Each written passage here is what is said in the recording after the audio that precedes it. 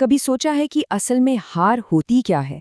क्या वो गिर जाना है या गिरकर उठने से ही मना कर देना?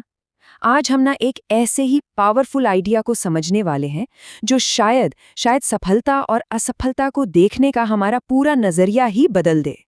तो ये जो पूरी बात है ना वो बस इन 2 लाइनों में छिपी है। गिरकर उठना ही जीत है, हार मान लेना सबसे बड़ी हार है। सुनने में सिंपल लगता है ना, पर ये लाइनें हमें रुक कर सोचने पर मजबूर कर देती हैं कि क्या हम सच में जानते हैं कि जीत और हार का मतलब क्या है। तो चलिए सबसे पहले बात करते हैं असली हार की। मतलब इसे समझने के लिए हमें पहले दूसरी लाइन को देखना होगा। अच्छा, एक बात सोचिए, जब हमारे सामने कोई बहुत बड़ी चुनौती होती है, कोई मुश्किल काम, तो सबसे ज्यादा किस चीज का डर होता है?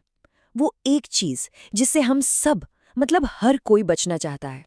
इसका जवाब बहुत सीधा है, गिरना, फेल हो जाना, कोई गलती कर देना। और सच तो ये है कि यही डर हमें कई बार कोशिश करने से भी रोक देता है। अब यहीं पर एक बहुत बहुत ज़रूरी फ़र्क समझना होगा। देखिए, गिरना जो है ना, वो एक बाहरी घटना है जो किसी के भी साथ हो सकती है।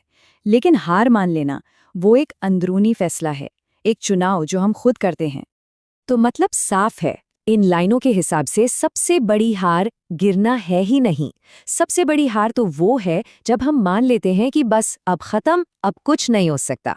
ये एक सोच है, एक फैसला, कोई बाहरी हालत नहीं। ठीक है, तो अगर ये हार है तो फिर जीत क्या है?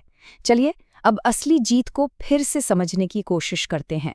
पता है, असली जीत कोई मंजिल नहीं है, वो तो एक प्रक्रिया है, एक सफर। गिरने के बाद वापस उठ खड़े होने की जो हिम्मत है ना, बस उसी का नाम जीत है। ये एक एक्शन है, कोई डेस्टिनेशन नहीं।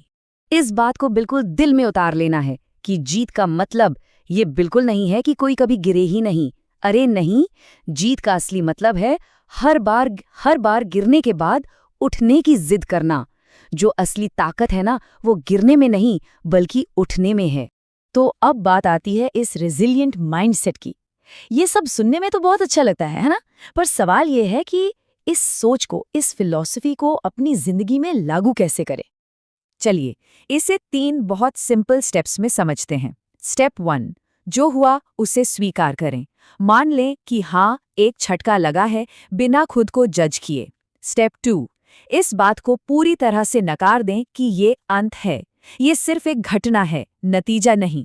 और स्टेप 3, अपनी सारी एनर्जी, सारा फोकस सिर्फ अगले कदम पर लगाएं, यानी उठने पर। तो असल में ये पूरा खेल नजरिए के बदलाव का है। हमारी पुरानी सोच क्या कहती है कि गिर जाना ही हार है, लेकिन ये जो नई रेजिलिएंट सोच है वो कहती है नहीं, गिरे रहना हार है। पुरानी सोच के मुताबिक जीत का मतलब है कभी ना गिरना, लेकिन नई सोच हमें सिखाती है कि जीत का मतलब है हमेशा उठना। तो चलिए अब आते हैं अपने आखिरी हिस्से पर, एक आखिरी विचार कि सबका हमारे लिए, हमारी जिंदगी के लिए क्या मतलब है। तो अगली बार जब भी जिंदगी में कोई ठोकर लगे, एक पल रुककर खुद से बस एक सवाल पूछना है, हमारी असली जीत किस में है? गिरने से बचने में या फिर गिरकर दोबारा उठ खड़े होने में?